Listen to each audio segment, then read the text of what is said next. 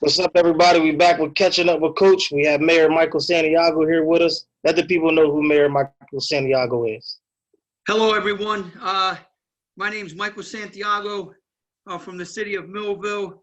I've been here since the early 70s, came here from Brooklyn, New York, and I got to say that this city has a lot to do with the man that I am today, along with my parents, absolutely, who set the foundation for me.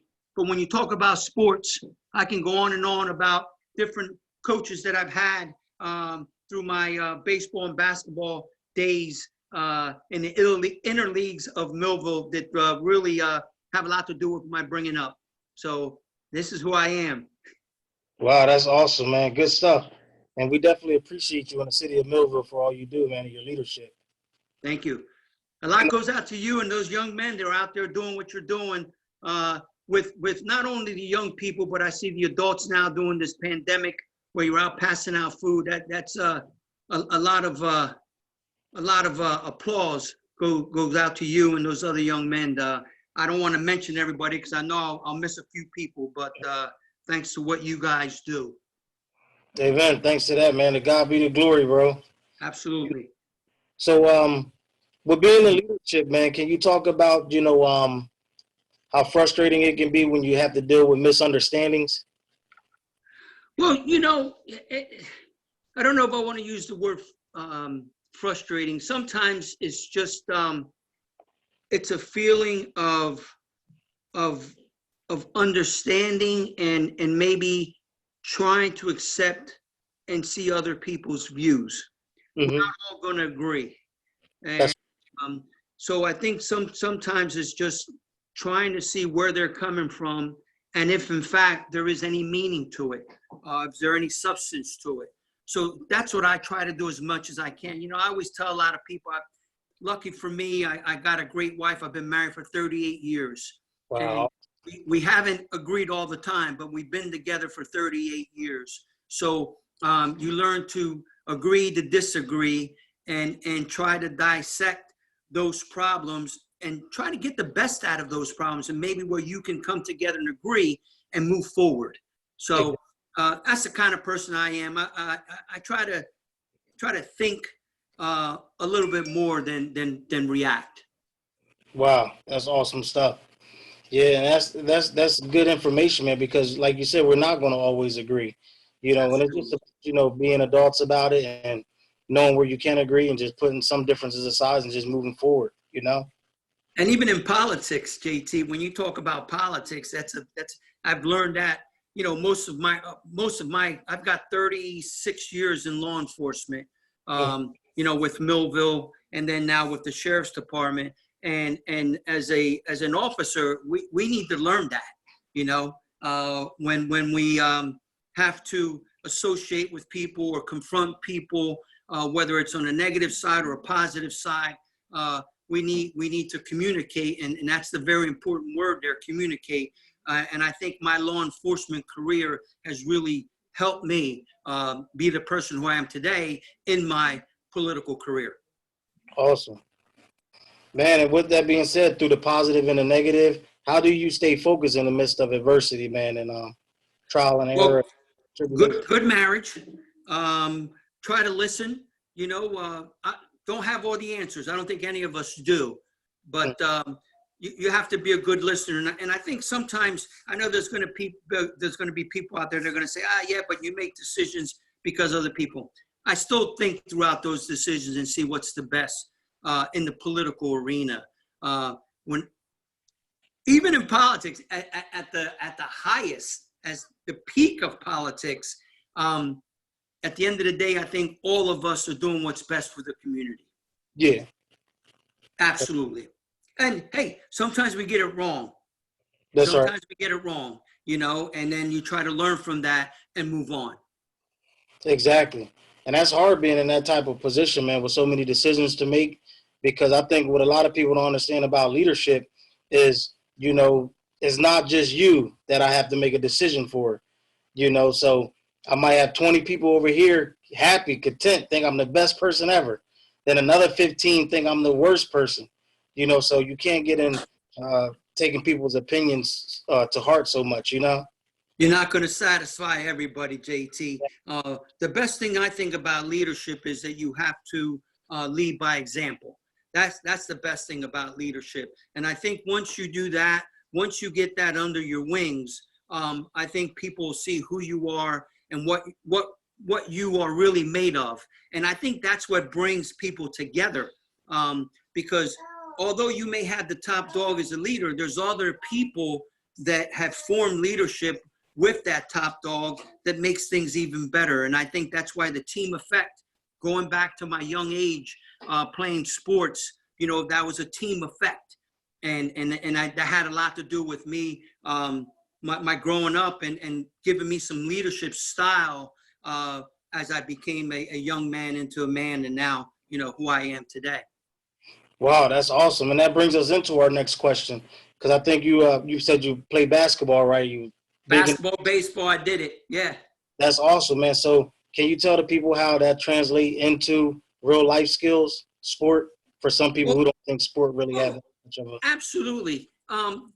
As you're growing up, you have your parents who you're listening to who are guiding you in the right direction. They want you to be the best person you can be. And then, in fact, you join sports, whether it's little league or basketball, recreational league within the city. And then you formulate those friends in school, and then you form those friends on your team. And then you have a coach who's volunteering, who's there just to do the best they can to allow you to grow, to give you some great insight as to who they are and what they believe in a positive way, and they just want to share with you. So you're not going to remember everything those coaches have taught you in a positive way, but what they're going to do is, it's going to click in your mind one day.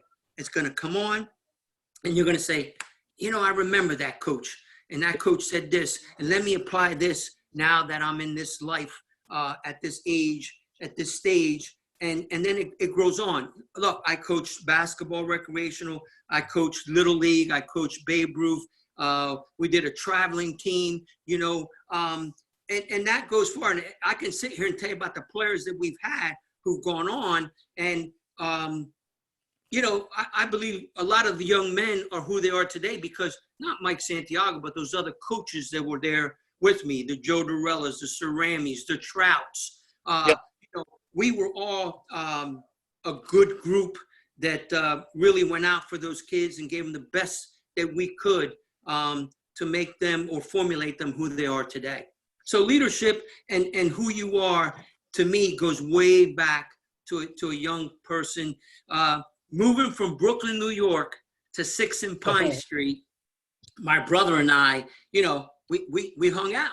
We were young, we worked, we were on the streets, we played the corners, we did all that stuff. And I remember a great lady, Mrs. Powell, who her husband were great football, baseball players at high school, Danny and Johnny Powell. They lived down the street. And she says, young man, when those street lights come on, you better be inside that house. And we were like, man, I didn't do that down in Brooklyn, know. But hey, again, there is something that someone told you positive to keep you, safe, and said, not that Millville was a bad place, but hey, listen, these are the rules. You need to follow the rules if you're going to be on this street. So, I always remember that about Mrs. Powell. And at first it was kind of like, wait a minute, what's this lady talking about? And then you realize, hey, we did our thing out there. We played, we had a good time. Now it's time to go home, eat dinner, relax till the next day. So, it's a good thing to have people to lead you on because we don't have all the answers. That's right. And that's the truth. So what would you say to like younger coaches like me who've been at it for a while, but I haven't quite seen the kids get into that adult phase yet. So I haven't really experienced some of those testimonials of coming back yet to receive the thanks. So, sometimes you feel as though your work is thankless at times. So kind of words of encouragement would you give for younger coaches? I tell you this, JT, it's going to be a time when you're going to be at ShopRite, at the barbershop, at the mall, and you're going to get that young person come up and say, hey, coach, you remember me? And you go, I do kind of remember you. And then they're going to tell you their life story. They're going to say, yeah, you know, that was great playing baseball, basketball, football, whatever it was. And, you know, I went into the service now and I'm doing this and I'm coming back to Millville to help other young people out like you helped me. Tell you, when you hear that, it's the, you know, the rockets go off, bang, bang. It's New Year's Eve again, you know, because you're so happy. I really like that in my law enforcement career when I run into people that I've arrested or even young men, young women that have gone to prison and they pull you aside and go, hey, you know what?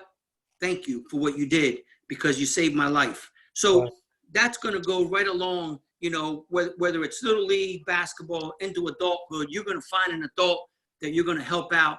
And one day it's going to come up and they're going to see you and they're going to say, hey, thank you. And to me, that's the best blessing. Wow. Awesome stuff, man. Appreciate that info. So with the bigger picture, man, how do you think holistically we can start to fix the community? What will it take? I think there's a nice group of people that you're with that are doing nothing but positive things. It's tough to change a culture or individuals that have seen it one way. Mm-hmm. If we can come together and just open ourselves up to see something different, Wow. to know who we are from here, you know, from where we came from, I think that's a great start. I think what you're doing and that group of young men's doing, I think that's showing a lot of positive things. And the best part about it is this internet. Wow. Because you're doing it, you're putting it on the internet, so people have to see it. Even that person that skips by it and comes back the next day and sees it again, there's a 50-50 chance that they're going to stop and say, well, let me look at this. Yeah. And they're going to see it. And something has to click because we can't do this alone. Exactly. We can't do it. And what's very positive is what's going on with this pandemic. So many people have caught on. You have to wear a mask. You got to clean your hands. When you sneeze, cover up. When you cough, you know, to protect not only you, your family members, but those other people there you have no relationships with. So eventually, I hope that we can come together as a community like that. Sports does it. Sports does it. I'm telling you right now, sports does it. But we have to broaden that. We have to make it bigger than just sports. Exactly. Appreciate it, man. You know, because that's one of the philosophies that I have. You know, and that's kind of what helped me come up with the whole positive vibes concept. Is, you know, like being young and being taken out to baseball games or football games. You know, and I would see that, you know, when you're in the crowd, because you have a common interest at the time, you know, nobody is worried about who's white, who's black, who's Spanish, Correct. who's male, who's female. You're only worried about the Phillies, the Eagles, and them winning the game. Correct. You know, so the same thing, I'll take the same philosophy and apply it to the community, man. If we could just focus on we want it to be better, safer, cleaner, you know, and don't worry about all the other stuff, you know, we'd be fine, you know? Absolutely. And look, you remember this. When we're all in school, we're from all over the place. Yep. But for some reason, when we become adults, we start to change the way we think or what we do, and it kind of sets a negative tone in some people's minds. But if you go back and think about school, and you see how everybody was open, everybody was talking. You know, you walk down the hallways together. I can say this as an adult. I've never had to experience that as a young man in the city of Millville. That's why I remained here. It was a big decision to become a police officer here because I had those individuals that weren't Hispanic that said to me, hey, listen, we think this is a career for you. You need to jump onto this. And I followed that. And a big part of those individuals is why, you know, who I am today and what I do today. Wow, that's awesome stuff, man. Thanks for coming on with me, man, taking the time. I appreciate it. No, I appreciate you guys. You know, you don't get enough credit. The PAL program in Millville doesn't get a lot of credit because that is a big start. You know, I remember when that first started, it was just, you can count them on one hand. Yeah. You know, now you got to break out the calculator, right? Yep. So that's an amazing thing. And I know the police department is very proud of that. And I'm just happy that you made it to Millville and you're making a change for our young people. And I'm gonna say this, emphasize this. You're not just connecting with the African American community. You're broadening yourself. You're connecting with everybody, every skin color, and that's important. Thanks, man. I appreciate it. Thanks for coming on, catching up with Coach. This is Mayor Santiago, y'all. We appreciate you, man, and keep doing things that push our city forward. Thank you. All right. Have a blessed day. You too. Take care. All right, you too. Thank you.